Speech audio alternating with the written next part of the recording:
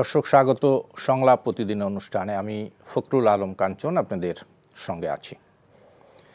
আমরা এই অনুষ্ঠানে সমসাময়িক রাজনৈতিক অন্যান্য গুরুত্বপূর্ণ বিষয় নিয়ে আলোচনা করি। আজ আলোচনা করার জন্য আমরা তিনজন অতিথিকে আমন্ত্রণ জানিয়েছি।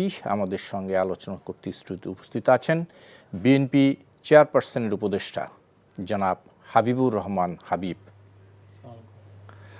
আছেন সিনিয়র সাংবাদিক জনাব আব্দুল আউয়াল ঠাকুর, আসসালামু আলাইকুম, আরও আছেন জাতীয় নাগরিক পার্টির যুগ্ম সদস্য সচিব ফয়সাল মাহমুদ শান্ত। স্বাগত আপনাদের তিনজনকে। হাবিব ভাই, আপনাকে দিয়ে শুরু করি। আপনার দল আজকে নির্বাচন কমিশনে গিয়েছে এবং 21 ধারা আরপিওর 21 ধারা সংশোধনের জন্য তারা লিখিত আবেদন জানিয়েছে। এই ধারায় বলা আছে যে জোটভুক্ত হয়ে কোনো রাজনৈতিক দলও যদি অংশগ্রহণ করে তাহলে তাদের নিজস্ব প্রতীকে অংশগ্রহণ করতে হবে। আরপিওর এই ধারা নিয়ে আপনার দলের এই মনোভাব কেন? আপনাকে ধন্যবাদ। আপনার মাধ্যমে এনটিভি সম্মান দর্শক শ্রোতাদেরকে আমার সশ্রদ্ধ সালাম, বিজ্ঞ দুজন সরাসরিকে আমার শুভেচ্ছা। আজকে বিএনপি নির্বাচন কমিশনে যাওয়ার মধ্য দিয়ে কী প্রমাণ হলো? প্রমাণ হলো যে যে কোনো হোক জোটভুক্ত যাকেই আপনারা দেন, আপনাদের ইচ্ছা মতন আপনারা প্রতীক দেবেন আর নির্বাচিত হয়ে যেন আসতে পারে এই গ্যারান্টি চাচ্ছেন। আমাদের কথা হলো যে আমরা এতদিন যে কথাটা বলে এসেছি, আমাদের ভারপ্রাপ্ত চেয়ারম্যান যে কথা বলেছেন যে আমরা যারা আন্দোলনকারী যারা আমরা ছিলাম শক্তিগুলি, তারা আমরা একসাথে নির্বাচন করব, একসাথে সরকার গঠন করব। এটা তো সেটারই আজকের এইতে যাওয়া। আমাদের সাথে অনেকগুলি দল আছে, আন্দোলনের সময় অনেক দল আছে যারা তাদের প্রতীকে অনেকে চেনেই না। সেখানে বিএনপি কতখানি সিনসিয়ার যে যদি তারা তাদের প্রতীক নিয়ে নির্বাচন করত, যেটা আপনারা দেখেছেন 2024 সালে, 2018 সালে, 2014 সালে কি দেখেছেন যে আওয়ামী লীগের সাথে মহাজোট ছিল জাতীয় পার্টি যেখানে ওই আওয়ামী লীগের ওই দেখানো পথে আপনারা যাবেন, মানে আপনাদের নিজস্ব না কেন কোনো সংশোধন কোনো সংস্কার আপনারা মানবেন না? সেটা না, সেটা আওয়ামী লীগের না। দৃষ্টি আমার কথাটা শেষ করতে দেন, তখন আপনি বলবেন যে হ্যাঁ যথেষ্ট বলেছেন। সেটা হলো এই যে সেখানে নমিনেশন দিয়েছে মহাজোট, জাতীয় পার্টি, লাঙ্গল। আওয়ামী লীগের ক্যান্ডিডেট একদম দাঁড়িয়ে গেছে না? ওখানে যদি জোটগতভাবে নির্বাচন হতো, সেখানে যদি আওয়ামী লীগের প্রার্থীকে জোটের প্রার্থীকে দিত, তারপর দু একজন আওয়ামী লীগ দাঁড়ায়নি, তা না, দাঁড়িয়ে গেছে কিন্তু আওয়ামী লীগ। আমরা সেই কাজটা করতে চাই না। আমরা করতে চাই যে আমাদের যে সমস্ত ছোটো দলগুলি আছে, ইম্পর্টেন্ট নেতা আছেন, তাদেরকে আমরা জোটের পক্ষ থেকে মনোনয়ন দেব। তারা যদি তাদের প্রতীক নিয়ে নির্বাচন করে তাহলে সেখানে বিএনপি সব লোক তো সবার উপর যে সব দলের সবসময় নিয়ন্ত্রণ থাকে তা তো না, একজন স্বতন্ত্র দাঁড়িয়ে যেতে পারে। তাহলে আমার সেই প্রার্থীর ক্ষেত্রে সমস্যা হতে পারে। আপনার দল শোনেন না, দলের কি সবই তো তাই, নিয়ন্ত্রণ যদি না থাকে, নিয়ন্ত্রণ সব জায়গায় থাকে না সবসময়। আমরা বাস্তবতা বিশ্বাস করি, অবাস্তব বিশ্বাস করি না। আওয়ামী লীগ তো অনেক বড় দল, অনেক নিয়ন্ত্রণ মনে করেছিল, পেরেছে, পারে নাই। আমরা সেই কাজটা করতে চাই না। আমরা আমাদের জোটে যে সমস্ত নেতারা আছেন তাদেরকে আশ্বস্ত করতে চাই যে এই আরপিও সংশোধন করে জোটগতভাবে যখন যারা নমিনেশন পাবেন, তারা যদি মনে করেন যে তারা ধানের শীষ নিয়ে নির্বাচন করবেন, কোনো আপত্তি নাই। তারা যদি মনে করেন যে তাদের প্রতীক নিয়ে নির্বাচন করবো, তাদের আপত্তি নেই, তাদের উপর নির্ভর করবে। যেমন আপনার জাসদ হাসান ইনু ভাই, আপনার কথা ক্লিয়ার আমাদের কাছে। সেই মেসেজটা আমরা দিচ্ছি যে বিএনপি কত উদার। বিএনপি যে কথা বলেছে সেই কথা ভবিষ্যতে অক্ষরে অক্ষরে পালন করবে। আজকে তারই একটা প্রমাণ। জি, আর কিছু না, আমরা বলতে চাচ্ছি বিএনপি তার দলের ক্ষেত্রে উদার, কিন্তু দলের ক্ষেত্রে উদার তো না, তার দলের নিজস্ব যে দলীয় দৃষ্টিভঙ্গি, এই দৃষ্টিভঙ্গিতে তারা উদার। কিন্তু নির্বাচন কমিশন একটি যে সিদ্ধান্ত নিল, আরপিও সংশোধন করলো, এইটার প্রতি তাদের কোনো কি বলবো, একটা কোনো তারা মানতে রাজি না। কারণ তারা বুঝতে পারছে যে এই দলগুলো যাকে তারা নির্বাচনে করে আনতে চায় তাদের নির্বাচিত হওয়ার ক্ষেত্রে কোনো জটিলতা তৈরি হইতে হবে, এই জন্যই। না, এটা তো আপনি দেখেন এর আগে কিন্তু কোনো কোনো জায়গায় আমি দেখেছি যে 16 নির্বাচনে আপনার নৌকা দিয়েছে জাসদকে, সাধারণ সিরাজ, সাধারণ সিরাজ, সেখানে কোথাও কোথাও তারা মশাল নিয়েছিল, সেই জায়গায় কিন্তু আওয়ামী লীগ অনেকে দাঁড়িয়ে গিয়েছিল, দেখেছি তো এই বিগত কয়েক নির্বাচন দেখলাম। আমরা ওইটাই নিশ্চিত করতে চাই, আমরা যাকে মনোনয়ন দেবো, আমাদের যে সব দলগুলি আছে তাদের সম্মানিত করব, সেখানে যেন বিএনপির কোনো প্রার্থী দাঁড়াতে না পারে, এবং তাদের জয়কে নিশ্চিত করার জন্যই এত সুন্দর একটা সিদ্ধান্ত বিএনপি নিয়েছে। এই জন্য বিএনপিকে ধন্যবাদ দেওয়া উচিত। জি, জনাব আব্দুল আউয়াল ঠাকুর, আপনার কাছ থেকে একটু শুনতে চাই, আপনি কি মনে করেন? দেখেন, একটা জিনিস হলো, সংশোধন নিয়ে আপনার মন্তব্য। একটা জিনিস হলো যে আপনি এই নির্বাচনটা যেটা হচ্ছে বা হবু হবু করছে, এটা একটি মূলা। আমি এই মূলাটা এই কারণে ব্যবহার করতে চাই যে দেশের অবস্থাটা কোথায় ছিল। অবস্থাটা ছিল এই যে অনেক পুরনো আলোচনা যদি আমরা না যাই, খুব রিসেন্ট আলোচনার মধ্যে যদি আমরা ঢুকি, তাহলে 15 বছর 15.5 বছর দেশে এমন একটা অবস্থা ছিল যার প্রধান সংকট ছিল একটি স্বচ্ছ গ্রহণযোগ্য নির্বাচনের অভাব। তাহলে স্বচ্ছ গ্রহণযোগ্য নির্বাচনের অভাব, যেখানে আমি স্টপ থেকে শুরু করেছিলাম, সেটা নিয়ে আমি আন্দোলন করেছি 15 বছর, 15.5 বছর। 15.5 বছরের মাথায় আমাদের ছাত্ররা, আমাদের যুবকরা, তারা নিজেদেরকে উৎসর্গ করার চিন্তা নিয়ে রাস্তায় নেমে একটা ফ্যাসিবাদের পতন ঘটিয়েছে। এবং এই ফ্যাসিবাদের পতন ঘটানোর সংজ্ঞাটা কিন্তু এই যে তারা বৈষম্য বিরোধী বলুক আর যে বিরোধী বলুক, জনগণের আস্থা অর্জন করেছে ফ্যাসিবাদের বিরুদ্ধে। তাহলে ফ্যাসিবাদ যেখানে শেষ করেছিল সেটা হচ্ছে একটি গ্রহণযোগ্য নির্বাচনের শূন্যতা। রাইট। তাহলে আপনাকে যদি শুরু করতে হয়, তাহলে আপনাকে শুরু করতে হবে ওই শূন্যতার থেকে এক দিতে হবে। আর্যভট্ট শূন্য আবিষ্কার করেছিলেন, এর আগ পর্যন্ত আবিষ্কারের সংজ্ঞা ছিল 9, আবিষ্কার করেছেন শূন্য, কিন্তু অঙ্কটা বাড়িয়েছেন 10। তাহলে কথাটা হচ্ছে যে আন্দোলনের মধ্য দিয়ে, রক্তক্ষয়ের মধ্য দিয়ে, হাজার হাজার মানুষের রক্তত্যাগের মধ্য দিয়ে যে নির্বাচনটি আমরা পেতে যাচ্ছিলাম, সেটা দিতে 15 বছরের জায়গায় এখন চলতেছে প্রায় 14-15 মাস। এটা কি ফেসিবাদ না? আওয়ামী লীগের 15 বছর থাকা যদি ফেসিবাদ হয় কোনো না কোনো কৌশলে, তাহলে এই সরকার যে 15 মাস ধরে আছে কোন যুক্তিতে? কোনো যুক্তি নাই। কেন?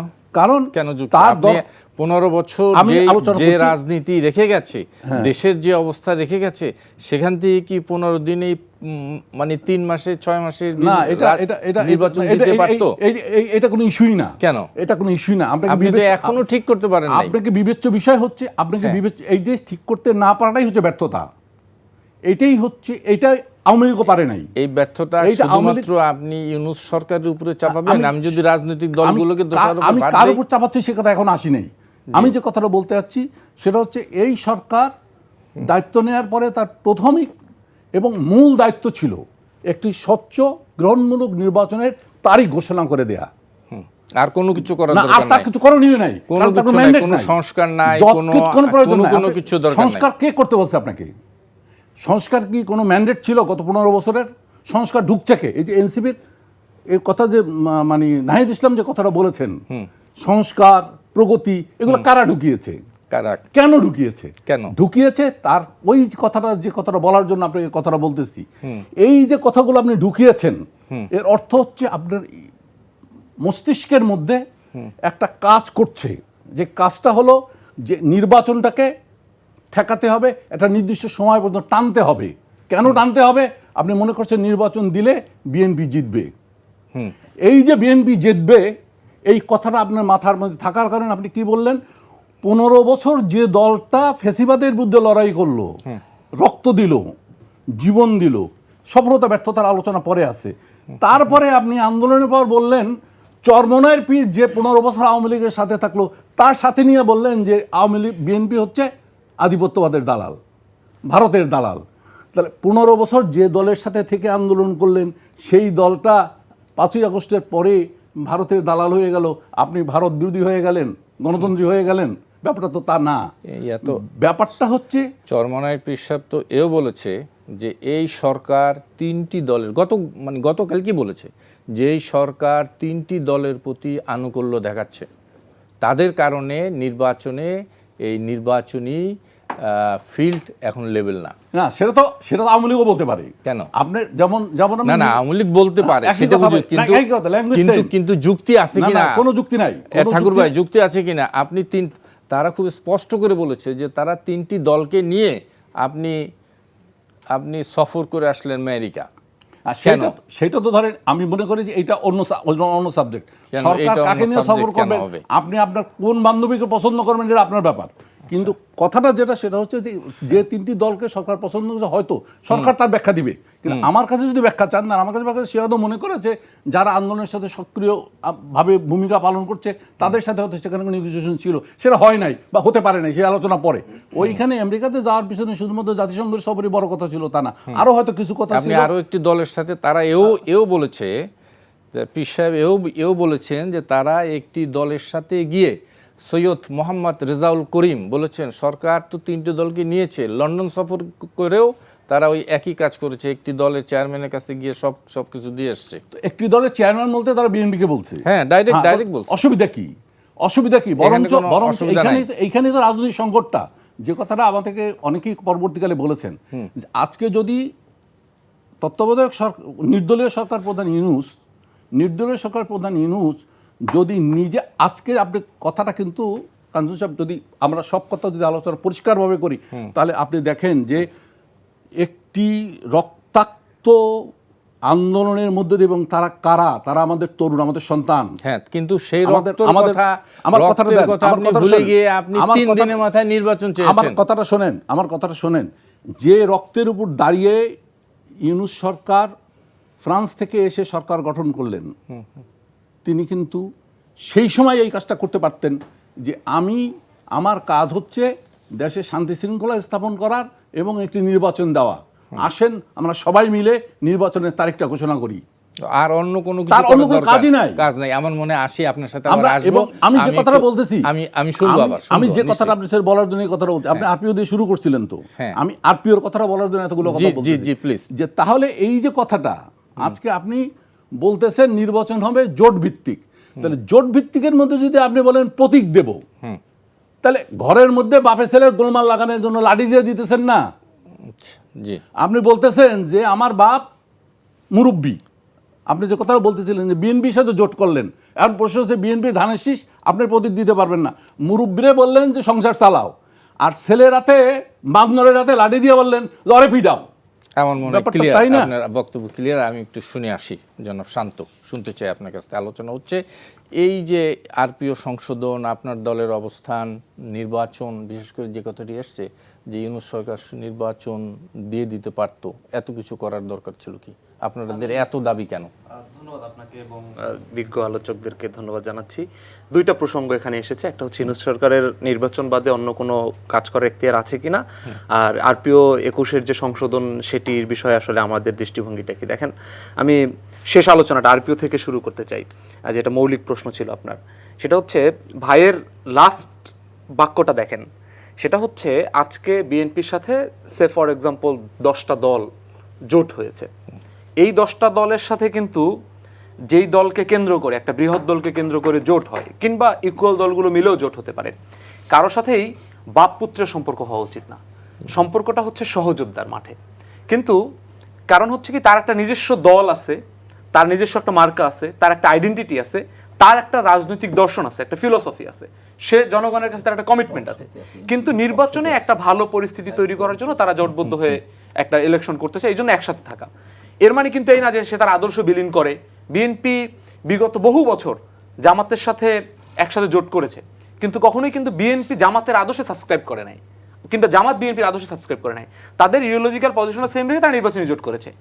এখন ভাই যেটা বললেন যে আসলে আপনি বাপ পুত্রের মধ্যে যে দ্বন্দ্ব বাজান, যারা এই স্বতন্ত্র মার্কা চায় না, তারা আসলে এই বড় দলগুলোর পার্সপেক্টিভে, বড় দলের চোখ দিয়ে যারা রাষ্ট্রকে দেখে, গণতন্ত্রকে দেখে, কিংবা আধিপত্যের চেয়ারে বসে যারা গণতন্ত্রকে দেখে, তারা বাকিদেরকে তাদের সন্তানের মতো মনে করে, তাদের সার্ভেন্টের মতো মনে করে, যে আমি জোট করব, আমি মার্কা দিব, আমি করব। এটার মধ্যে দিয়ে কি হয় জানেন? এটার মধ্যে দিয়ে গণতন্ত্রের আরেকটা দলের উত্থান কিংবা আরেকটা দলের বৃদ্ধি, এই জিনিসটা চিরতরের জন্য বন্ধ হয়ে যায়। আজকে দেখেন যদি বিএনপির জোটের কথাই আমরা এখন বর্তমান প্রেক্ষাপটে বলি, ববি হাজ্জাজদের একটা দল আছে, আন্দালিব পার্থদের একটা দল আছে, কিংবা হচ্ছে নুরুল হক নুরুর একটা দল আছে। এই দলে আপনি হাতে গোনা বাংলাদেশ ব্যাপী চেনে 2-3 জন নেতা আছে যারা বাংলাদেশের পলিসিতে কন্ট্রিবিউট করে, যারা বাংলাদেশের জায়গাগুলোতে কথা বলে। তাদের একটা ফিলোসফি আছে এবং তারা ওই ফিলোসফিটা দেয় বিদেয় কিন্তু একটা অংশ মানুষ পছন্দ করে এবং সেইটাকে বলাই করি তার দল। আপনি তার মার্কাটা মানুষকে চিনতেই দিলেন না, তাকে আপনি 2টা মনে করেন বিএনপি থেকে ধানের শীষ দিলেন। ববি হাজ্জাজের কিংবা হচ্ছে আন্দালি পার্থর কিংবা নুরুল হক নুরের এমন ইমেজ আছে, দিলেই বা সমস্যা, আমি ওটাই বলছি, এমন ইমেজ আছে সে যদি তার নিজস্ব মার্কায়, নুরুল হক নুর যদি ট্রাক মার্কায় ইলেকশন করে, বিএনপির সাথে জোটবদ্ধ বিএনপি তাকে সাপোর্ট করে, তাহলে কিন্তু তার ট্রাক মার্কাটাও তার আসলে পরিচিত করার মতো ক্যাপাবিলিটি তার আছে, 1-2টা ব্যক্তি একটা দলে আছে। কিন্তু আপনি যখন তাকে ধানের শীষ দিবেন, এই ট্রাক মার্কা কিন্তু বাংলাদেশে কোনোদিনও পরিচিত হবে না। সে যে একটা পার্টিকুলার অংশের মধ্যে তার দলকে আরেকটু ফ্লারিশ করতে পারতো, আরেকটু ফ্লারিশ করতে পারলে তো আগামীতে সে স্বনির্ভর হয়ে উঠবে, আপনার সাথে তো আর জোট করতে নাও আসতে পারে। এটা হচ্ছে এই যে দলের মধ্যে যে সম্পর্ক, এই সম্পর্কের ভারসাম্যহীনতা ধরে রাখার জন্য এটা আসলে বড় দলগুলো চায় না যে তার হচ্ছে এই ধরনের সিচুয়েশন তৈরি হোক।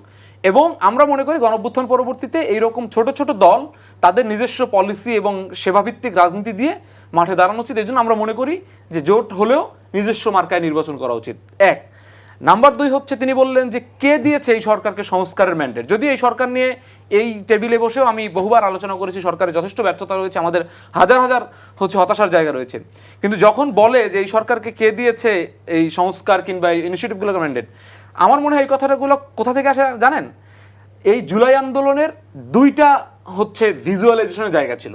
একটা হচ্ছে সোশ্যাল মিডিয়াতে আপনি দেখতেন যে এই ছেলেপেলেরা কিসের জন্য জীবন দিচ্ছে, কেন না রাস্তায় নামছে, কি বলে, এই শহীদদের স্ট্যাটাস গুলো কি ছিল, তারা কি লিখে শহীদ হয়েছে, এইটা একটা ভিজুয়ালাইজেশন ছিল। মানুষ এখান থেকে আকাঙ্ক্ষাটা বুঝতে পারে, চাহিদাটা বুঝতে পারে। আর একটা হচ্ছে আপনি যদি রাস্তায় রাস্তায় ঘুরতেন, দেয়ালে দেয়ালে লেখা ছিল। এই দেয়ালগুলো যারা পড়ে নাই, এই দেয়ালগুলো যারা কোনোদিনও দেখেন নাই, যারা ওই শহীদদের লেখাগুলো পড়েন নাই, তারা মনে করেন যে আসলে এখানে শুধুমাত্র মানুষের জীবন দিছে যে আপনি একটা ইলেকশন করেন। গণতন্ত্র পুনরুদ্ধারের জন্য, গণতন্ত্র ধারাবাহিকভাবে চালিয়ে নেওয়ার জন্য ইলেকশন হচ্ছে সবচেয়ে গুরুত্বপূর্ণ পদ্ধতি, কিন্তু এটা একমাত্র পদ্ধতি না। এই 2টা জিনিসের মধ্যে 2টা শব্দ পার্থক্য বুঝতে হবে। সেই জায়গা থেকে দেখেন, আপনি 3 মাসের মধ্যে ইলেকশন করতেন না, ইলেকশনটা তো জরুরি, ইলেকশন তো দিতে হবে। এই জন্য আমি কি বলছি, সবচেয়ে গুরুত্বপূর্ণ আপনার যেই সরকার চালাতে গিয়ে যেই পরিস্থিতি তৈরি হয়েছে, সেই পরিস্থিতি উত্তরণের জন্য একমাত্র প্রয়োজন ছিল একটি নির্বাচন দেওয়া, সুষ্ঠু নির্বাচন দেওয়া, যে নির্বাচন ছিল জন আকাঙ্ক্ষার মানে মূল ভিত্তি। এক্স্যাক্টলি, আমি কিন্তু আপনার সাথে এগ্রি করি এবং আপনি বলার আগেই আমি বলছি যে যদি গণতন্ত্রের 5টা নিয়ামক থাকে, সর্বোচ্চ এবং সবচেয়ে গুরুত্বপূর্ণ নিয়ামক হচ্ছে ইলেকশন। কিন্তু এটা একমাত্র নিয়ামক না। কেন জানেন? ইলেকশন শুধুমাত্র একটা ইলেকশন কিন্তু গণতন্ত্রের ইয়ে না, একটা সুষ্ঠু নিরপেক্ষ ইলেকশন। আপনি যদি 3 মাসের মধ্যে ইলেকশনটা দিতেন, ওই 3 মাসে আইন শৃঙ্খলা বাহিনী কারা ছিল, ওই 3 মাসে ডিসিএসপি কারা ছিল, ওই 3 মাসে পুরো প্রশাসন কারা ছিল, ওইটা দিয়ে কি আপনি ইলেকশন দিতে পারতেন না। এখন দেখেন, ইলেকশন কিন্তু 14, 18, 24-এও হয়েছে, কিন্তু সেটা কি হয়েছে? ইলেকশনে প্রতারণা হয়েছে। এই ইলেকশন মনে করেন এই নির্বাচন কমিশন ব্যবস্থা, এই ব্যবস্থাটাকে ধ্বংস করছে, এটাকে পুনরুদ্ধার করতে হবে না। আপনি কিসের আন্ডারে ইলেকশন দিবেন? তার মানে এই ব্যবস্থা যদি বলেন যে আপনি নির্বাচন কমিশনের সংস্কার, এটা আপনি করার ম্যান্ডেট নাই, কিন্তু আপনার ইলেকশন তার ম্যান্ডেট আছে, আপনি তার কিসের মাধ্যমে ইলেকশন দিবেন? রাষ্ট্রের প্রতিষ্ঠানগুলো যদি আপনি ঠিক না করেন, আপনি তাকে ইলেকশন করতে পারবেন না। এই সরকারের, আমরা মনে করি যে এই সরকার তার কাছে আকাঙ্ক্ষা সে ব্যর্থ হয়েছে, তার দ্রুত সময়ের মধ্যে ইলেকশন দিয়ে চলে যাওয়া উচিত। কিন্তু আমরা এটার পাশাপাশি এখনো শঙ্কা করি, এই সরকার ইলেকশন করার মধ্য দিয়ে তিনি যে ভোট কেন্দ্র দখলমুক্ত রাখবেন, সেই পরিমাণে আইন শৃঙ্খলার ক্যাপাবিলিটি তার হয়েছে কিনা, এটা আমাদের যাচাই না করে আমি বলবো আপনি ইলেকশন দিয়ে দেন। তাহলে কি মনে করি? আমরা মনে করি যে এখানে কারো মাসেল পাওয়ারটা বেশি আছে, সে ভোট কেন্দ্র দখল করে সেটা মনে করে যে আমি দখল করতে পারবো, এই জন্য দখল পুনরুদ্ধার করতে পারবি না গভর্নমেন্ট, এটা নিয়ে তার মাথা ব্যথা নাই। আমরা মনে করি এই জন্য এই ব্যবস্থাগুলোর মধ্যে, যেমন সরকার প্রথম 3 মাসে প্রথম যে কয়েকদিন একবারে আইন শৃঙ্খলা বাহিনী ছিল না, তারপরে কয়েকদিন বিভিন্ন জায়গায় খুন হতো, আস্তে আস্তে কিন্তু একটা নিয়ন্ত্রণ কিছুটা এসেছে। আমরা মনে করি আরো অনেক বেশি শক্তিশালী করে এই প্রতিষ্ঠানগুলোকে তারপর ইলেকশন দিতে হবে। কিন্তু যখন আপনি বলেন যে প্রতিষ্ঠানের ব্যাপারে আপনি কোনো কথা বলারই রাইটস রাখেন না, সেরকম ভাবে একটা ইলেকশন দেওয়া সম্ভব না। কারণ এরকম ভাবে ইলেকশন দিতে পারলে আমরা 14, 18 এবং 24 ইলেকশন দিতে পারতাম। ওটা পারি নাই বিদেই তো আমার রক্ত দিয়ে তাকে হটাইতে হয়েছে, আমি ইলেকশনের মাধ্যমে হটাইতে পারি নাই। তো এই জন্য যারা রাস্তায় ছিলেন না, যারা শহীদদের আকাঙ্ক্ষা পড়েন নাই, তারা মনে করেন যে আসলে একমাত্র ইলেকশনই আমাদের আকাঙ্ক্ষা। আমরা মনে করি ইলেকশন আমাদের মৌলিক আকাঙ্ক্ষা, পাশাপাশি আমাদের আরো 2-3টা আকাঙ্ক্ষা আছে যেটা ইলেকশনকেও সমন্বিত করবে। জনাব হাবিবুর রহমান হাবিব, অনেক কথা এসছে, খুব স্পষ্ট করেই শান্ত যেটি বলেছেন যে নির্বাচন কমিশনের সংস্কার চান না, নির্বাচন চান। এছাড়াও আরও অনেক কথা এসছে, আইন শৃঙ্খলা রক্ষার কথা এসছে, যে যেগুলার সংস্কার না করে একটা অবস্থানে না এনে নির্বাচনে আপনারা চাইছেন। এবং আমরাও দেখেছি আপনারা এই সরকার পতনের সম্ভবত যদি ভুল না করে থাকি 3 দিনের মধ্যেই জনসভা করে আপনারা 3 মাসের মধ্যে নির্বাচন দাবি করেছিলেন। শুনতে চাই আপনার কথা। শুনবেন, হুম, 90 সালে আন্দোলন তো একদম প্রথম সারিতে ছিলাম। জি, যেদিন এর সাথে পতন হয়েছে তারপর 3 মাসের পর নির্বাচন হয়েছে, এবং শাহাবুদ্দিন সাহেবকে যখন বলা হলো অস্থায়ী সরকার প্রধান হয়ে নির্বাচন বলা হলো, প্রথমে রাজি হতে চান, এবার রাজি হলেন। রাজি হওয়ার পর শর্ত দিলেন যে আমি রাষ্ট্রপতি হব, কিন্তু আমাকে প্রধান বিচারপতির পদে আবার ফিরে নিতে হবে। সেটাও মেনে নিলেন। পৃথিবীর ইতিহাসে এমন কোন ঘটনা আছে? না, আছে না। তখন আপনারা সব দল এক হইতে পারছিলেন। সেদিন সব দল আমরা এক হয়ে, জাতীয় পরিষদের এক হয়নি, আমরা হয়েছিলাম এক। জাতীয় পরিষদ আরো যারা ছিল তারাও এক হয়নি। সেজন্য 88 সালের নির্বাচনে 88টা দল ছিল আসম আব্দুর রবের নেতৃত্বে, তারাও রাজি ছিল না। আমরা যারা ছিলাম তারা 7 দল 5 দল, জামাত ছিল 8 দল। এখন তারপরে ওটা আমরা ওইটা মেনে নিলাম। সেই নির্বাচনটা হয়েছিল, প্রশাসন কার ছিল? কার? 100-তে 100% প্রশাসন ইজরায়েল এরশাদের 9 বছর সে নিয়োগ দিয়েছে। হাবিব ভাই, এর সাথে শেষ করতে দেন, আপনি শেখ হাসিনার সাথে কি এক করবেন? শেষ করতে দেন আমাকে। এরশাদের প্রশাসন ছিল। ওই নির্বাচন কিন্তু সুষ্ঠু মতো হয়েছিল। তখন একজন শাহাবুদ্দিন ছিল, এইটা শান্ত ছিল বলি। কেউ কেউ সেশনের কথা বলেন, ভারতে ভালো নির্বাচন, আমি বাংলাদেশ নির্বাচন পূরণ করলো 91, 96, 2001, 2008 কিছুটা। এখন বাংলাদেশে এই ফ্যাসিস্ট সরকার পতনের পর 3 মাস নির্বাচন দিতেন, প্রশাসন কার? আওয়ামী লীগের প্রশাসন আরও বেশি হিসাব দিচ্ছে। কিন্তু যখন রাষ্ট্রীয় ক্ষমতা থাকে না, এমপি মন্ত্রী যখন থাকে না, তখন সেই নির্বাচন যে ভূতের আন্ডারে হয়, সেই নির্বাচন সুষ্ঠু হবে। আমি একটা প্রশ্ন করি, বিনয়ের সাথে আপনি একটু উত্তর দিয়েন, আপনার আলোচনা তাহলে সুবিধা হবে। এই 3 মাসের মধ্যে 90-এর পর ইলেকশন হয়েছিল বিদায়ী কি 3 জোটের যে রূপরেখা ছিল, কমিটমেন্ট ছিল, সেটা পরবর্তীতে ক্ষমতা এসে দলগুলো ভঙ্গ করছে এরকম? অবশ্যই ভঙ্গ করছে, তো বাস্তবায়নই হয়নি। সেটা ভিন্ন দিল। তোমার এই কথা আমি উত্তর দিই। হ্যাঁ, এটা একটু বলেন। এখন কথা হলো যে 3 জোটের যে রূপরেখা ছিল, সেই 3টা রূপরেখার বলতে কতগুলি আমাদের যেমন ছাত্র আন্দোলনের 10 দফা ছিল আমাদের। তার অন্যতম দফা ছিল চাকরির বয়স 27 থেকে 30 বছর করতে হবে। এটা কিন্তু করেছিল। এর সাথে 9 বছরের সময় বিসিএস বন্ধ ছিল। আমরা এসে কিন্তু বিসিএস চালু করেছিল।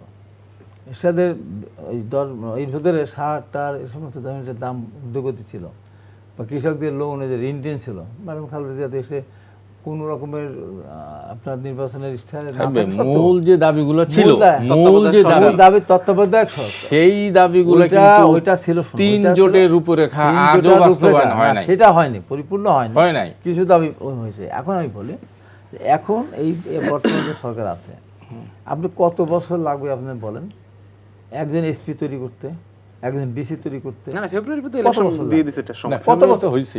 কত বছর লাগবে? না ভাই, আরেকটা জিনিস, 90-এর কথা যখন বলছেন, আমি জানি আপনি একটু বেশি বিরক্ত হচ্ছেন, তারপরও 90-তে আপনারা প্রধান রাজনৈতিক দলগুলো ঐক্যমতে পৌঁছতে পেরেছিলেন। এইখানে কি আমরা সেটা দেখছি না? এবারে 3 মাসের মাথায় যদি হতো, সব দলগুলি তখন ওই 3 মাসের মাথায় ছিল না তো। না, তখন 3 মাসের মাথায় দল ছিল বলে রাজনৈতিক দলগুলো তো একমত হইতে পারেন না। না, এটা সরকারই চায় না। সরকার চায় না তো। কেউ বলছে 50 বছর, কেউ বলে 100 বছর, কেউ বলে 15 বছর, কেউ বলে 16 বছর। ইউনূস সরকারকে আমরা দায়ী করছি কেন? না, উনি তো রাজি হয় না। দলগুলো তো এক হইতে পারলাম না। বিভিন্ন ভাবে সোশ্যাল মিডিয়াতে বলা হয়েছে তো। এমন কি আমি যে সাংবাদিককে সবচেয়ে বেশি সম্মান করি, শফিকুর রহমান লাল গোলাপ জি, উনি বললেন ইউনূস সাহেব 5 বছর কেন, 10 বছর থাকুক, 16 বছর থাকুক, আমি তার কঠোর সমালোচনা করেছিলাম, আপনি কি বলেন 16 বছর একটা সরকার বিনা থাকে, বিনা নির্বাচন থাকে, এটা কথার কথা বলছে, অনেকে বলা শুরু করেছিল। আমি বলি যে ওই নির্বাচনটা বলি ছাত্র আন্দোলন করেছিল না, যদি 3 মাসের মধ্যে নির্বাচন হতো, ওদের এখন তো দল এনসিপি, দল লাগতো না, ওরা যদি 20-25 জন, আমি বলতেছি আমার ওরা 20-25 জন দাঁড়িয়ে দিত ওরা, হ্যাঁ আমরা ইলেকশন করবো, স্বতন্ত্র দাঁড়িয়ে গেল, সরকার জিতে আসতো, ও দল লাগতো না, ওদের দল লাগতো না, ওরা জিতে আসতো। এখন এই 15 মাসের ব্যবধানে একটা দল করেছে, এখন এই দল করার কারণে বিভিন্ন ঘটনা নানান কিছু সামনে চলে আসছে, আর সরকারও নানানভাবে বিতর্কিত হয়েছে। যত দিন আরো যাবে সরকার তত দিন লেজে কপটে হয়ে যাবে, লেজে কপটে হয়ে যাবে। আগে থেকে পরে ভালো, আর দেশটা করে যাচ্ছে। আমাদের সর্বশেষ, আমাদের সঠিক আমাদের ঠিকানা কি? দেশের অর্থনীতি। তো অর্থনীতি ধ্বংস হয়ে যায়। আজকে দেখেন তো দিল্লি 3% নিচে নেমে আসছে, আজকে 1 বছর 3 মাস হয়ে গেল, একটা ইনভেস্টমেন্ট এসেছে, এত বড় সাবমিট হলো, এত বড় পৃথিবীর বড় বড় দেশ থেকে আসলো। একটা অনির্বাচিত অস্থায়ী সরকারের সময় কেউ আসে না, আর সেইখানে যদি রাজনৈতিক দলগুলোর মধ্যে এত অনেক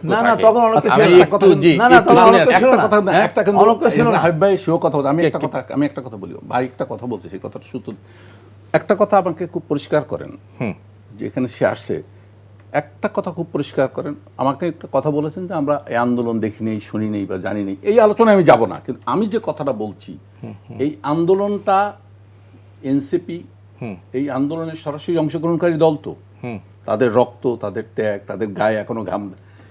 এনসিপি কিন্তু জুলাই ঘোষণা বলতে যেটা আমরা বলতেছি তার সাথে এখন স্বাক্ষর করে নাই, তারা প্রথম সম্মেলনে থাকে নাই, তারা আজ পর্যন্ত কিন্তু এই কথাটা বলতে পারছে না যে বিএনপি, জামাত বা অন্য যে সকল সংগঠনরা গিয়া এনসিপি কে সারা স্বাক্ষর করে আসছো, তারা এনসিপি কে অন্তত ডক্টর মোহাম্মদ ইউনূস তার তো উচিত ছিল এনসিপি কে সাথে নিয়ে এটা স্বাক্ষর করা। না আমি আমাকে আরেকটা কথা বলতে দেন। এই জুলাই স্বাক্ষরের মধ্যে আপনি বলছেন যে এটি আদালতে চ্যালেঞ্জ করা যাবে না, গণভোট করতে হবে। জিয়াউর রহমান সাহেব তো গণভোট করেছিলেন, জিয়াউর রহমানের সময় যে গণভোট হয়েছিল, ইউনিমিনিটি পাস হয়েছিল, হাসিনা সরকার কি তা মেনেছে? আজকে আপনি বলতেছেন জুলাই সনদ আদালতে চ্যালেঞ্জ করা যাবে না। দেশের 30% বা 40% ভোট আওয়ামী লীগের, আওয়ামী লীগকে বাদ দিয়ে আপনি আজকে যে কাজ করছেন, 40% আওয়ামী লীগের ভোট আছেই দেশে। আপনি এটা আমার শেষ করি 10% ধরেন, ঠিক আছে 10% ধরেন, আমি বলতেছি 10% ভোট। আমার কথা হচ্ছে যে আপনি একটি, এবং আপনি বলছেন যে এইটা আদালতে চ্যালেঞ্জ করা যাবে না।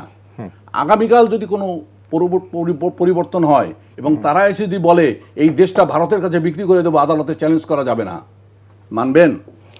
আবুল ভাই, আপনি অনেক বড় আলোচনা নিয়ে আসছেন, এই কথাটা আমি বলতে চাচ্ছি, এই কথাটা হচ্ছে আমি বলতে চাচ্ছি, এইটা দেখবে কে? একটু ভাববে বলবেন, আমি বলবো না।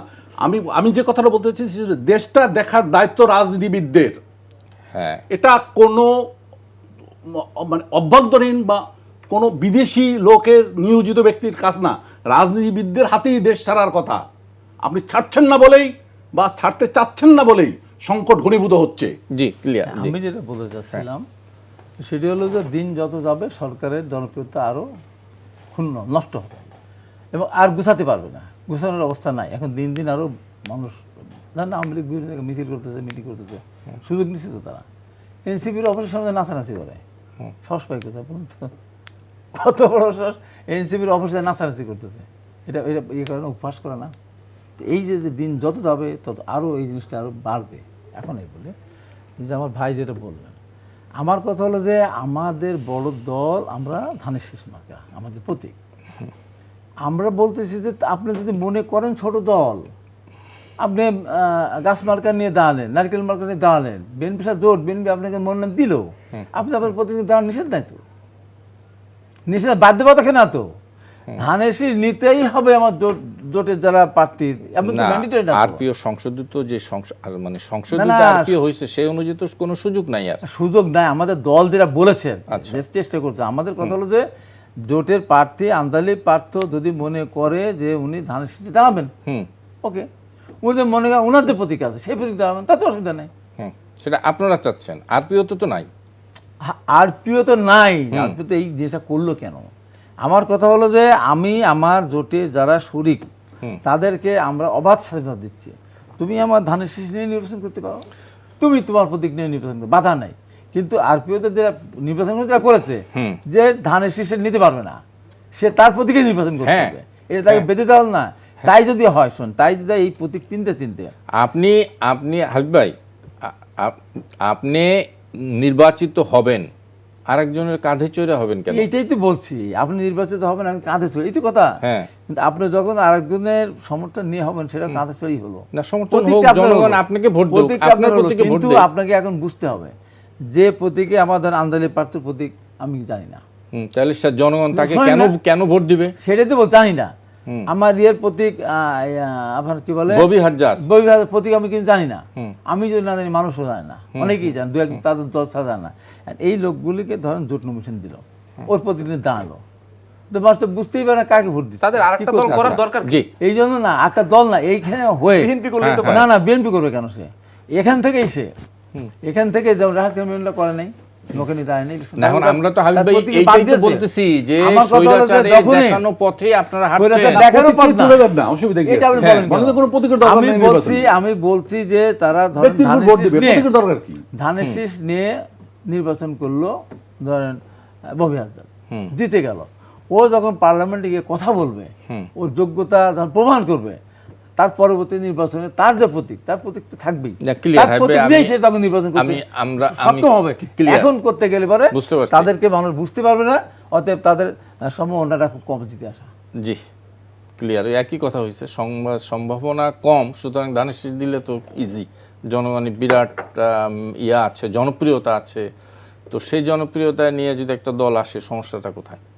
না, কোনো সমস্যা নাই। আমরা কথা হচ্ছে যে এটাও এক ধরনের, মানে এখানে দুইটা রাজনীতি আছে। আপনি ঐক্যমত কমিশনে দেখবেন যে একটা বড় দলের পাশে কয়েকটা দল, তাদের কাজই হচ্ছে ঐক্যমত কমিশনে গিয়ে ব্লাইন্ডলি ওই দলকে সাপোর্ট করা, যে যেন সে একটা কোনো জায়গা থেকে মনোনয়ন পায় এবং তার প্রতীকে জিতে আসবে। আমার কথা হচ্ছে যে এই ধরনের যে রাজনৈতিক দোকান খোলা, আমরা দেখেছি হাসিনার আমলেও কিছু ডিজিএফআই দিয়ে দল করতো, তাদের অফিস নাই, জনসংখ্যা নাই, এটা করে দেখায় যে আমার সাথে 20 দল 25 দল আছে।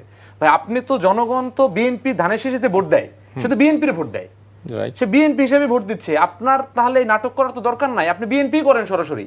আপনি ঐক্যমত কমিশনে গিয়েও ওই দলের আপনি গুণ গাইছেন, আপনি তার দলের তার জনসমর্থন দিয়ে আপনি জিতে আসছেন, যা মানুষ বেগম জিয়াকে পছন্দ করে ভোট দিচ্ছে।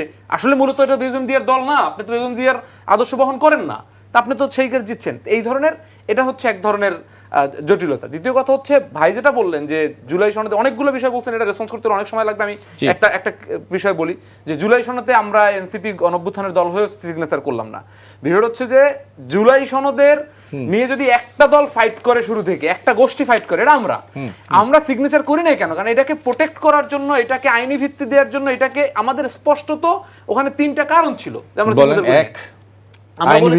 আইনি ভিত্তি দেওয়া এবং গণভোটের প্রশ্ন কি হবে, সেই প্রশ্নটা এখানে মীমাংসা করা, নোট অফ ডিসেন্টের বিষয় এবং গণভোটের যে তারিখ, এবং হচ্ছে আমরা বলছি যে এটা সরকার প্রধানের পক্ষ থেকে এটা আদেশ হিসেবে জারি করতে হবে। আমরা 3টা বিষয়কে বলছি।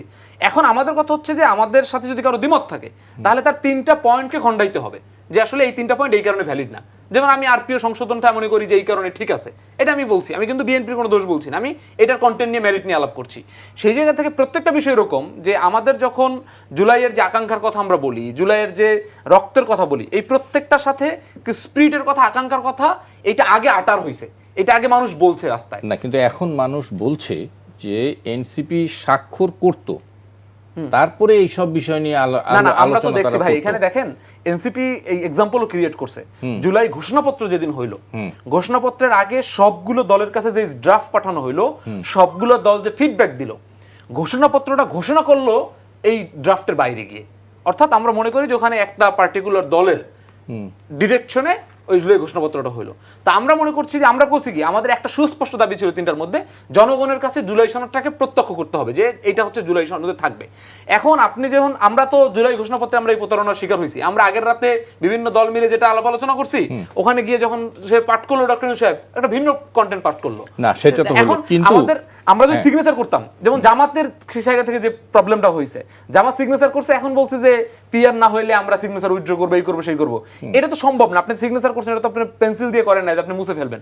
আপনি তো এখানে কনসেন্ট দিয়ে ফেলছেন ওই ড্রাফট, ওই আর্গুমেন্টের উপরে। একমাত্র দল এনসিপি, যার এখন পর্যন্ত বার্গেন করার সুযোগ আছে যে আমি যদি এইটা না হয়, এটা যদি জনগণ না জানে, এই গণঅভ্যুত্থানের এই গণভোটের প্রশ্ন যদি ক্লিয়ার না হয় এবং যদি আদেশ না হয়, তাহলে আমি সিগনেচার করব না। আরেকটা জিনিস আমাকে ক্লিয়ার করুন তো, জুলাই সনদ বাস্তবায়ন কি বাধ্যতামূলক না নির্দেশনামূলক না অপশনাল? না, জুলাই সনদ বাধ্যতামূলক কোনোভাবে অপশনাল না। এটা হচ্ছে রাজনৈতিক একটা কনসেনসাস তৈরি হয়েছে।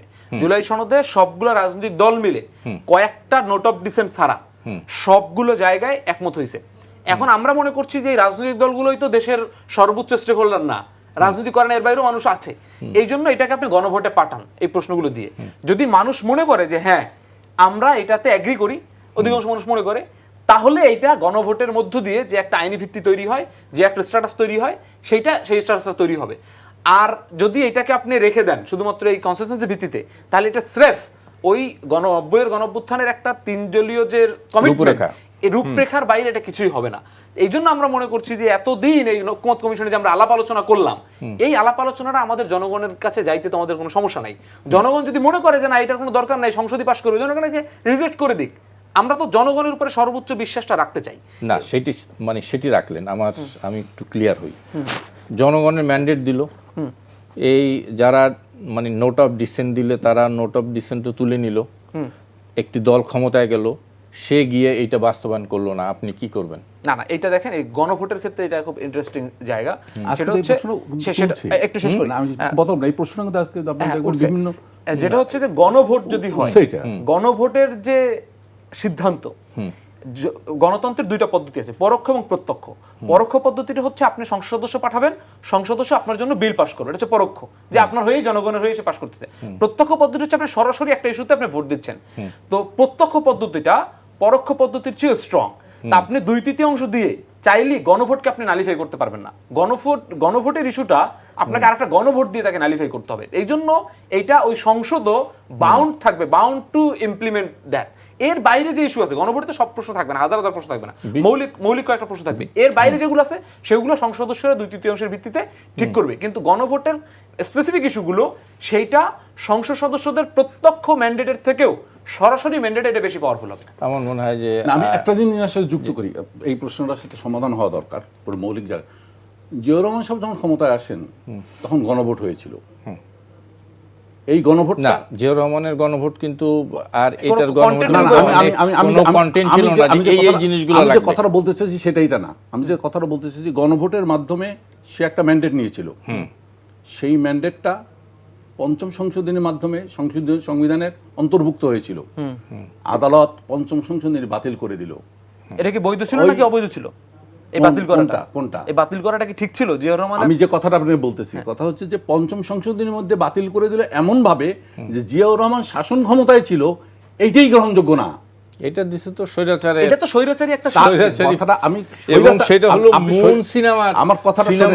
না না না, কানুন সাহেব আমরা তো জানি আপনার ভার্ডিক্টটা কি এটা বলেন। আমার কথাটা হচ্ছে, আমার কথা যে কথাটা নিয়ে এখন আলোচনা হচ্ছে, আমার কথাটা হচ্ছে আমরা রুখতে চাচ্ছি স্বৈরাচার, ফ্যাসিবাদ, কাজ করছি ফ্যাসিবাদ রুখতে। এখন পর্যন্ত আমরা সবাই একমত যে আমরা ফ্যাসিবাদ রুখতে দেব না।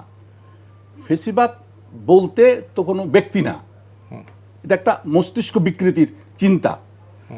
তাহলে সেই চিন্তাটা আমরা আজকে যে কাজগুলো, যে প্রশ্নগুলো আজকে উঠছে কাগজে, আমি এটা নিয়ে হয়তো লিখবো বা কথা বলো, আলোচনা হলে ভালো হলো, যে আপনি আগামীকাল কোনো দল ক্ষমতায় আসছে যে মনে করছে যে এইটা মানি না, এবং আদালত, এখানে আমরা বলছি আদালতকে চ্যালেঞ্জ করা যাবে না, আগামীকালও যে এই কথা থাকবে তার গ্যারান্টিটা কি? না না, গ্যারান্টি এই গণভোটের সিদ্ধান্তটা যে থাকবে তার গ্যারান্টিটা কি? আমি যে কথাটা বলছেন, আমি এই প্রশ্নটা যে এটা ঐক্যমত, গ্যারান্টি আছে, গ্যারান্টি আছে, আমি বলছি গ্যারান্টি আছে। আমি কি বিরতির পরে বলবো, এখন একটু 30 সেকেন্ড বলে দিই। হ্যাঁ 30 সেকেন্ড বলে। বিষয়টা হচ্ছে কি, একটা স্বৈরাচার একটা রাজতন্ত্র কিংবা একটা অন্য দেশ থেকে দখল হওয়াটা একটা এক্সট্রিম সিনারিও। আমরা তো মনে করছি আগামীতে মনে করেন বিএনপি ক্ষমতা আসুক বা জামাত ক্ষমতা আসুক, এনসিপি ক্ষমতা আসুক, তারা স্বৈরাচার হবে না, তারা একটা জেন্টলম্যান এগ্রিমেন্টের মধ্যে চলবে।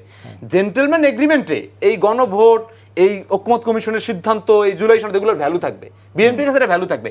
একটা স্বৈরাচার যদি 20 বছর পরে আসে, তখন যদি জিয়াউর রহমানের ঘনভোটকে বাতিল করে দেয়, ওটা তো একটা এক্সট্রিম সিনারিও, সেটার জন্য আবার রক্ত দিব। কিন্তু জেন্টেলম্যান এগ্রিমেন্টে যদি আপনার এই আইনি ভিত্তিগুলো থাকে, তখন এটা কথা বলবে। হাবিব ভাই, আরো দু একটি বিষয় ছিল আলোচনা করার সুযোগই হলো না, তারপর আমি এই বিষয়টা নিয়ে একটা গুরুত্বপূর্ণ আলোচনা আসছে। আরপিও সংশোধন থেকে চলে আসছে জুলাই সনদ নিয়ে যে কথাটা আমাদের ঠাকুর ভাই বলছেন এবং শান্ত বললেন, আপনার মতামতটা শুনে একটু যাই। এখন কি নির্বাচিত সরকার? না, আওয়ামী লীগ আইন করেছিল না, হুম, আর কোনোদিন বাংলাদেশের অনির্বাচিত সরকার দেশ পরিচালনা করতে পারবে না, ছিল তো লেখা, এখন তো চলছে। সেটা ইন্ডেমনিটি দিয়েছিল, ওটা বাদ দেওয়া, ইন্ডেমনিটি দিয়েছিল বিদ্যুৎ, এই যে কি বলে কুইক রেন্টাল, ইন্ডেমনিটি দিয়েছিল না, এখনো আছে ইন্ডিপেন্ডেন্ট, এখন মানে ওই নাই, না বহাল, বাতিল তো হয় নাই, বাতিল নেই, ওইটা এখন বহাল নাই, ইন্ডেমনিটি নাই। ঠিক আছে, আমার কথা হলো যে আমরা এখন যে রাজনৈতিক দলগুলি আন্দোলন করেছিলাম, এই রাজনৈতিক দলগুলি যেই ক্ষমতা যাক, সে জুলাই অভ্যুত্থানকে অস্বীকার করবে না।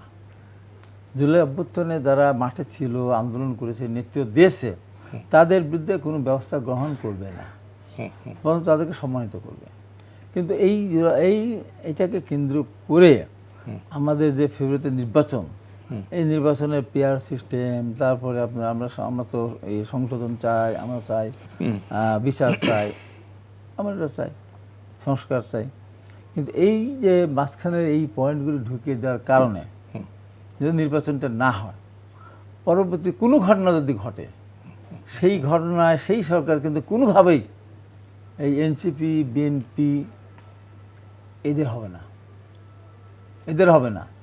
তখন এসে আজকে যখন বাড়িতে ঘুমাতে পারি, ওই ঘটনা ঘটে গেলে বাড়িতে কেউ থাকতে পারবে না, এনসিপি নেতাকর্মী থাকতে পারবে না, আমরাও থাকতে পারবো না। হয়তো দু একটা রাজনৈতিক দল তাদের সাথে আতার পাতার করে ইতিমধ্যে ঘোষণা দিয়েছে না, আর মাফ করে দিলাম, তারা থাকতে পারে, কিন্তু এনসিপি আর বিএনপি থাকতে পারবে না। তো এই জন্য আমার কথা হলো যে আমরা যে কোনোভাবেই হোক একটা সমঝোতা আসা দরকার, আমাদের ভিতরে ঐক্য থাকা দরকার এবং একটা নির্বাচন হওয়া দরকার। আমি এনসিপির ব্যাপারে আমার খুব পরিষ্কার বক্তব্য, তারা চেয়েছিল কি, তারা চেয়েছিল শাপলা প্রতীক, চেয়েছিল না, এখনো আমি পরিষ্কার করে বলছি, দেখি না শাপলা দিক ওদেরকে, ওরা রেজিস্ট্রেশন আছে, দেখি না কেন। আর সবসময় আইন চলতে তা তো না, ওরা আন্দোলনের মাঠে ছিল, আন্দোলন করেছিল, দেশ উত্তপ্ত ছিল, তারপরেও ওদের একটা বৈষম্য আন্দোলনকে কেন্দ্র করেই দেশ ঐক্যবদ্ধ হয়েছে। তো একটা ঘটনা তাদের নেতৃত্বে হলো, তাদের রেজিস্ট্রেশন দিতে সমস্যাটা কি? যাদের কোনো অবদানই নাই তাদের আপনার দল হিসাবে রেজিস্ট্রেশন দিচ্ছেন, তারা রাজনৈতিক দল করতে পারবে, তাদের আপনার দিচ্ছেন, প্রতীক বরাদ্দ দিচ্ছেন, তো ওরা একটা প্রতীক আপনার শাপলা প্রতীক দিলে সমস্যাটা কি? কিন্তু এই যে জুলাই সনদের যে মানে নোট অফ ডিসেন্ট দিয়ে আপনারা রাখলেন, সেখানে আপনারা দিয়ে দিতেন না। আমার কথা হলো যে আমি বলছি, আমি নির্বাচন কমিশনকে বলছি, তাদের যদি একটা শাপলা দিয়ে দেয়, তার মানে 10টা অনির্বাচিত হলো না, সেটা দিয়ে দিল। আমার কথা হলো এই সমস্যার সমাধানের জন্য ওরা যখন নির্বাচনে আসে, ওদের রেজিস্ট্রেশন দেওয়া উচিত, এবং ওদের শাপলা প্রতীক চাচ্ছে দেন না কেন? আপনি যদি কাঁঠাল জাতীয় ফল যদি কেউ পেতে পারে, নৌকা চড়ে বেড়ায় মানুষ, সেটা যদি হতে পারে, তো তাহলে ওদের শাপলা প্রতীক দিলে কী হবে? দেখ না, এক ব্যতিক্রম ধরে কিছু ঘটনা তো ঘটেই, তো তারা আন্দোলন সংগ্রামে ছিল, তো তাদের আপনার শাপলা প্রতীক দিতে এত এত এত দেরি করার দরকার কি? এত এত আইন দেখানোর দরকার নেই তো। ওদের রেজিস্ট্রেশন, ওদের সব জায়গায় 100টা জায়গায় অফিস থাকতে হবে এমনও দরকার নাই, ওদের 10টা জায়গায় অফিস আছে, দেন না কেন ওদের, ওরা রাজনীতি করুক, সমস্যাটা কি? আমাকে আপনাদেরকে বিরক্ত করেন কেন? আমি যেমন বলি, আমি বাস্তব বলি, এখন যেভাবে পক্ষে বলতেছেন, আমি পক্ষে, আমি আগাগোড়ায় ঐক্যমত্যে গিয়ে কিন্তু আপনারা আগাগোড়ায় আমি ওদের পক্ষে, কেন পক্ষে বলি? হ্যাঁ, আর সময় একদমই নাই ভাই, আমি যখন 90-এর পরে, আমরা তখন তো ছাত্র আন্দোলন তো ব্যবসা করি নাই, 90-এর পরে যখন আমি লাইসেন্স নিতে গেলাম, আমি একমাত্র বাংলাদেশে যে আমি কোথাও একটা মিথ্যা কথা বলি, আমার কোনো এক্সপিরিয়েন্স সার্টিফিকেট ছিল না, আমি ইঞ্জিনিয়ারদের নিছি, আর আমি লিখে দিয়েছিলাম যে আমি ছাত্র রাজনীতি করেছি, দীর্ঘদিন ব্যবসা করি নাই কোনোদিনও, আমাকে যদি লাইসেন্স দেন আমি কাজ করে খেতে পারবো। আমার কোনো ছাড়া, আমার কোনো রকম অতীত অভিজ্ঞতা ছাড়া, আমার সততার কারণে প্রত্যেকটা অফিসে গিয়েছি, প্রত্যেকটা ফার্স্ট ক্লাস লাইসেন্স। তখন তো আপনারা হিরো ছিলেন, এই জন্য দিছে, সেটা ভিন্ন কথা। আরে আমার কথার ভিতরে ঢুকে গেলেন তো, দিয়েছে, ওদেরও কথা তাই। আমি যদি কোনো অভিজ্ঞতা ছাড়া ফার্স্ট ক্লাস লাইসেন্স আমাকে দিতে পারে, দেয়, কেন দিচ্ছে? আমাকে ফার্স্ট ক্লাস লাইসেন্স দেওয়া মানে আমাকে একটা কাজ দিয়ে দেয় না, তার মানে এই না আমি কাজ ছাড়া বিল নিয়ে যাবো, তা তো না। আমি লাইসেন্স পাবো, আমি কম্পিটিশন করবো, যদি আমি কাজ পাই, যদি আমি কাজ ঠিক মতো করতে পারি, তারও তো বিল দেবে। তো ওদের তো তাই, ওদের আপনার ওরা এতই পাবে কোথায়? ওদের রেস্টুরেন্ট দিয়ে দেন, 10টা টাকা অবশ্যই দিয়ে দেন, ওদের প্রতীক দিয়ে দেন। জি, নির্বাচন দিলে কমিশন সমস্যাটা কি? এই কথা শুনলে ভালো। আর মনে হয় মানে শেষের দিকে আছে, ছোট করে বলি। আমি একটা জিনিস কিন্তু জি। এরাও আছে, আমি একটা জিনিস মনে করি, আজকে আপনাদের আলোচনা আমি মনে করি যে আমরা অনেক সংস্কারের কথা ভাবছি তো, কিন্তু আমাদের কিন্তু মৌলিক সংস্কারটা হচ্ছে আমরা ব্রিটিশ কলোনিয়াল আইন দ্বারা পরিচালিত হচ্ছি। আমাদের ক্যাডার সার্ভিস, আমাদের একাডেমিক, আমাদের চিন্তা চেতনা পদ্ধতি, এটা কিন্তু বেসিক্যালি আমরা ব্রিটিশ কলোনিয়াল 1935 সালের ভারত শাসন আইনের আরও মানে নিকৃষ্টতম উদাহরণ নিয়ে আমরা কাজ করছি। এখনও কিন্তু পুলিশের কাছে গ্রেপ্তারি পরোয়ানা আছে, মানুষের স্বাধীনতা ক্ষুণ্ণ হচ্ছে। ঠাকুর ভাই, আমাদের- গত 50 বছর যাবত আমাদের শুনছি, কিন্তু এরকম সবাই বলে, আমাদের কিন্তু কেউ তো কিন্তু- কিছু করে না না। না, আমাদের এই যে করে না বলেই তো কথাটা বলছি। সংস্কার তো আজকে করতে কিন্তু- চান না, আপনি তো আজকে 3 মাসের মধ্যে না, না, নির্বাচন না, দিতে না, চান। আমি বলছি, আমি সেটাই বলছি যে আপনাকে যদি সংস্কার করতে হয়, আপনাকে যদি পরিবর্তন করতে হয়, আপনাকে যদি একটি মৌলিক জাতি অর্থাৎ স্বাধীন জাতি যদি করতে হয়, যেটা জুলাইয়ের মধ্যে সে কথাটা বলেছে, এই কথাগুলো ছিল, কিন্তু এই কথাগুলো থাকলেও এই কথাগুলো যাদেরকে দায়িত্ব দেওয়া হয়েছে তারা তো এটা বোঝে না। তারা যদি বুঝতো তাহলে এটা 14 মাস লাগে না, এই সংস্কারে 14 মাস লাগে না। একটা শখ ফেলে দেবো, গরু জবাই করব এবং খুলে ফেলবো, তারপরে আমি তার মাংস খাবো, কথা শেষ। জি, কথা clear। হচ্ছে এই পরিবর্তনের আমার সময় জন্য, নেই হাতে হ্যাঁ আসলে। আমিও শেষ করে দেবো, অবশ্যই সময় তো আমাদের। এই জন্যই আমাদের কিন্তু মৌলিক সংস্কার হচ্ছে আমরা ওই আরপিও বলি, নির্বাচন কমিশন বলি, ভোটার বলি, টাকা বলি। গরিব দেশ, পকেটে টাকা পেলে মাথায় হুঁশ থাকে না। সুতরাং আমাদেরকে ওই জায়গাটা অর্থাৎ ব্রিটিশ কলোনিয়াল পদ্ধতিতে আমাদের পরিবর্তন আনা, মৌলিক সংস্কার করা খুব জরুরি। আউল ভাই, আপনি ব্রিটিশ কলোনিয়াল পদ্ধতি চেঞ্জ করতে চাচ্ছেন, ছোট ছোট সংস্কারই করতে দিতে চান না আপনি। আরপিও সংশোধন করছে সেইটাই রাজি না, আপনি ব্রিটিশ কলোনিয়াল আপনি করবেন। টক শোতে এসে বক্তৃতার মঞ্চে এরকম সকলেই বলে, যখনই কোনো কিছু করতে যায় রাজনৈতিক দলগুলা এবং আপনারা সেটা রাজি হন না। আসি আবার শুনবো, অনেক শোনা যাবে, ক্লিয়ার করি। আপনি শুধু এই কথাটা শেষ করেন। একজন লোক যার হাত নাই তাকে বলা যায় এক হাত নাই, কিন্তু যে পাগল তার কিন্তু আচরণ ছাড়া বোঝা যায় না, কারণ শরীর নিয়ন্ত্রণ করে মাথা। জি জি, আমাদের ক্লিয়ার, মাথাটা ঠিক একদম করা সময় নেই। দরকার। ওর কথা একটু শুনে আসে।